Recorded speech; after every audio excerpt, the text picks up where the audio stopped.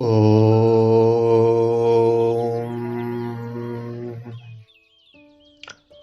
कठोपनिषद की चतुर्थ बल्ली को मत सुनेंगे।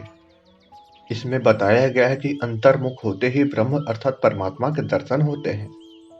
ऐसा आता है कि एतत् वही तत्, यह वह रहा, यही वह रहा, ऐसा भासने लगता है। स्वयंभू अर्थात परमात्मा ने इंद्रियों को बाहर की तरफ जाने वाला बनाया है, इसलिए मनुष्य बाहर की तरफ देखता है, अंदर आत्मा की तरफ नहीं। अमृत को चाहने वाला कोई धीर पुरुष ही होता है जो विषयों से आंखें मूंद लेता है और मुड़कर आत्मा को देखता है। भोले लोग बाहर फैली हुई कामनाओं के पीछे दौड़ते हैं। वे आगे आगे जाती है, हाथ नहीं आती। ये पीछे पीछे भागते हैं, पकड़ नहीं पाते। कामनाओं को तो ये क्या पाते, मृत्यु का जाल चारों तरफ फैला हुआ है, उसी में जा उलझते हैं। धीर लोग अमृत तत्व को जानकर अध्रुव अर्थात अस्थिर वस्तुओं में ध्रुव की अर्थात स्थिर की याचना नहीं करते, अर्थात जो स्थिर नहीं है उसमें स्थिर होने की कल्पना नहीं करते। रूप, रस, गंध, शब्द, स्पर्श, मैथुन, इनकी कोई स्वतंत्र सत्ता नहीं है। वह जो इन सबको चला रहा है, अगर इनमें से अपना हाथ खींच ले तो इनका ज्ञान भी नहीं हो सकता। उसी के कारण इनका ज्ञान होता है। वह न रहे तो क्या कुछ भी बच सकता है? नहीं। असल में वही वास्तविक सत्ता अर्थात अल्टीमेट रियलिटी है। सोने के बाद जब मनुष्य जागता है तो कैसे समझता है कि मैं वही हूं जो सोया था? जागने के बाद जब वह सोने लगता है तो कैसे समझता है कि मैं सोकर उठने पर वही का वही रहूंगा? इन दोनों ओर छोर को जैसे मनुष्य देख लेता है, इसी से आत्मा की महानता को, विविधता को पा लेता है। जो धीर आत्मा की महानता को जान लेता है वह शोक में नहीं पड़ता, क्योंकि क्षुद्रता ही दुख है, शोक का कारण है। महानता में दुख नहीं, शोक नहीं। यह जीवात्मा मधु को चखने वाला है, यह मिठास की तरफ जाता है। विषयों की मिठास के पीछे कटुता छिपी है। ब्रह्म की मिठास उत्तरोत्तर मीठी होती जाती है। जीवात्मा के इस स्वभाव को जो निकट से जान लेता है वह अपने भूत और भविष्य का स्वामी हो जाता है। फिर उसे आत्मग्लानि नहीं होती। असल में यथार्थ सत्ता इंद्रियों की नहीं, आत्मा की है।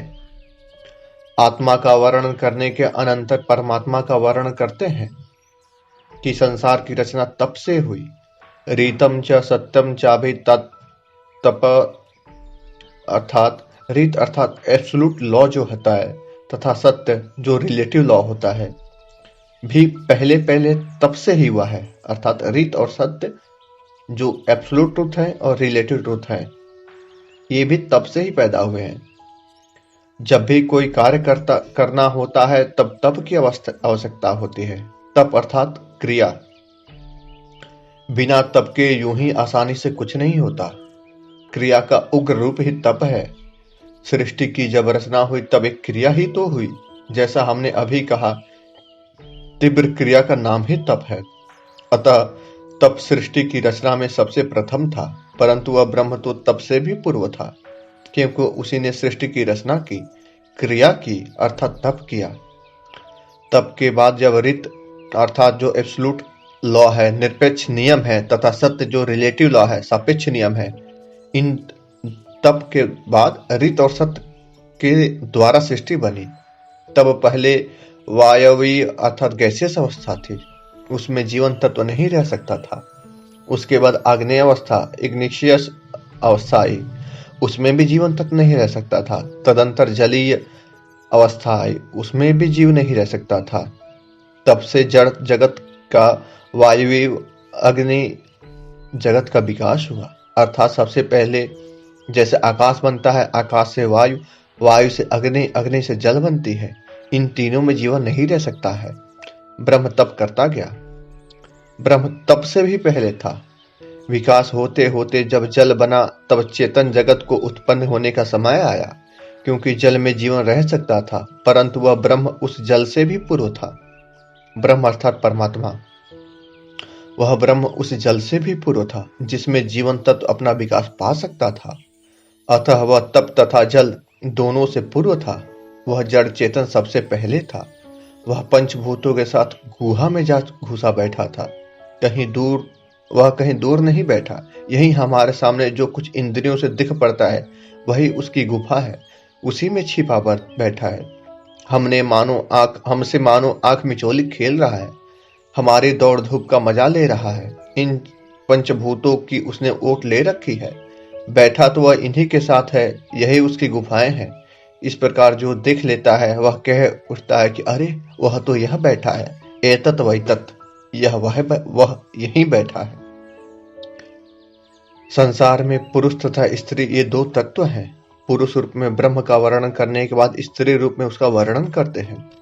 वह देवतामयी ब्रह्म शक्ति अदिति है, मातृतुल्य है। वह प्राणायाम से प्रकट होती है। प्राणायाम एकाग्रता का सबसे बड़ा साधन है।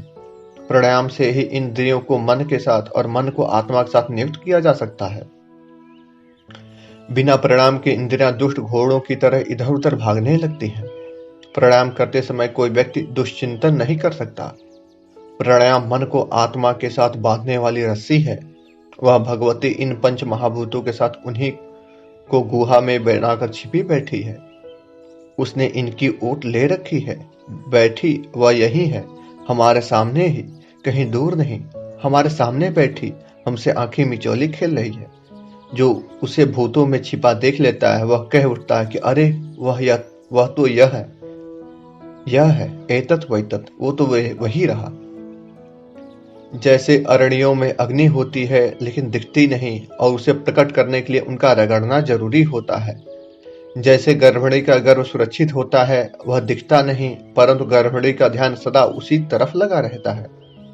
इसी प्रकार जागरूक मनुष्य प्रतिदिन स्तुति के योग ब्रह्माग्नि को इन पंच महाभूतों की रगड़ से ही पैदा करते हैं और सदा उसी की तरफ ध्यान लगाए रहते हैं। ऐसे लोग हविष्यवान होते हैं। उनके पास जो कुछ होता है उसे वे हवि समझते हैं। जो कुछ हाथ में होता है उसे हवि की तरह छोड़ने के लिए हर समय तैयार रहते हैं। किसी चीज से चिपटते नहीं। जैसे यज्ञाग्नि में सब कुछ स्वाहा करके डाल दिया जाता है, वैसे ब्रह्माग्नि में वे सब कुछ समर्पित करने को उद्यत रहते हैं। जिसका ध्यान करके वे ऐसा करते हैं वही एतत् वैतत् अर्थात वही ब्रह्म है। हमारे लिए सबसे महान शक्ति सूर्य है। इसका उदय उसी से होता है, इसका अंत भी उसी में हो जाता है। वही इसको पैदा करता है, वही इसे समाप्त कर देता है। सूर्य का प्रतिदिन का उदयास्त होना भी उसी के द्वारा होता है।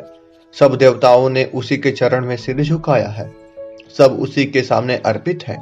उससे बढ़कर कोई नहीं है। वही एतत् वैतत्, वही ब्रह्म है, वही ब्रह्म है। जो शक्ति यहाँ काम कर रही है वही वहां भी काम कर रही है। जो वहां काम कर रही है वही यहाँ भी काम कर रही है। संसार में दूर से दूर कहीं भी चले जाओ, सब जगह एक ही हाथ की छाप है। सब जगह उसी का सिक्का चल रहा है। जो व्यक्ति संसार की एकता को नहीं समझता, जो यह समझता कि संसार में कहीं कोई शक्ति काम कर रही है, कहीं कोई अर्थात अलग अलग शक्ति कर रही है, जो इस प्रकार नाना भाव की कल्पना करता है वह मृत्यु के मुंह में कदम रख देता है। मन के द्वारा उस एक तत्व की प्रतीति होती है, इंद्रियों के द्वारा नहीं। इंद्रियों से जो नानात्व अर्थात अनेकता दिखाई देती है वह यथार्थ नहीं है। एकता का दर्शन ही जीवन है, अनेकता का दर्शन ही मृत्यु है। जो नानात्व ही देखता है, एकत्व नहीं देखता, वह मृत्यु के मुंह में कदम रख देता है। आत्मा के मध्य में परमात्मा बैठा है। कैसे? अर्थात तो अंगुष्ठ मात्र अर्थात अंगूठे की तरह। जैसे मुट्ठी में चारों तरफ से घिरा हुआ अंगूठा अर्थात अंगुष्ठ मात्र अर्थात अंगूठे जितना। आत्मा में सारा का सारा परमात्मा कैसे समा जाएगा? हम अपने आत्मा में परमात्मा के जितने स्वरूप को जान पाते हैं वह इतना है मानो हमने उसका अंगूठा पकड़ लिया। ठीक ऐसे जैसे बालक अपने पिता की उंगली पकड़कर समझता है कि उसने अपने पिता को, संपूर्ण पिता को पकड़ रखा है, वही भूत और भविष्य का स्वामी है। उसे जानकर फिर मनुष्य को गिलानी नहीं होती। संसार के तो हर एक पदार्थ से किसी न किसी समय गिलानी हो ही जाती है। जिसके ज्ञान से गलानी नहीं होती वही एतत् वैतत् अर्थात वही ब्रह्म है, वही परमात्मा है, वही अल्टीमेट रियलिटी है। वही ब्रह्म सब जगह है, यहाँ भी है वहां भी है, सब जगह वही है। सब जगह वही है तो अंगुष्ठ मात्र अर्थात थोड़ा सा भी ज्ञान उसका संपूर्ण का ही ज्ञान है। वह एक ज्योति के समान है, ऐसी ज्योति जिसमें कहीं धुआं नहीं, विकार नहीं। वह भूत और भव्य का स्वामी है। वही आज है, वही कल है, वही सदा है। यही एतत् वैतत् अर्थात यही ब्रह्म है, यही ब्रह्म है। पर्वत की ऊंची चोटियों पर बरसा हुआ पानी जैसे पर्वत के भिन्न भिन्न भागों में नाला बनकर दौड़ने लगता है। एक ही पानी अनेक धाराओं में बह निकलता है और लोग यह समझने लगते हैं कि यह जल एक नहीं अनेक है। इसी प्रकार इंद्रियों के भिन्न भिन्न धर्मों को देखकर मनुष्य समझने लगता है कि संसार में एकता नहीं अनेकता है, और उन अनेकता को पाने के लिए उनके पीछे दौड़ने लगता है। जैसे शुद्ध जल को शुद्ध जल में डाल दे तो वह शुद्ध रहता है, अशुद्ध में डाल दे तो वो अशुद्ध हो जाता है। इसी प्रकार शुद्ध आत्मा शुद्ध स्वरूप परमात्मा के साथ मिल जाए तो शुद्ध स्वरूप हो जाता है, और अशुद्ध संसार में मिल जाए तो अशुद्ध स्वरूप हो जाता है। हे गौतम, आत्मा की ऐसी गति है। ओ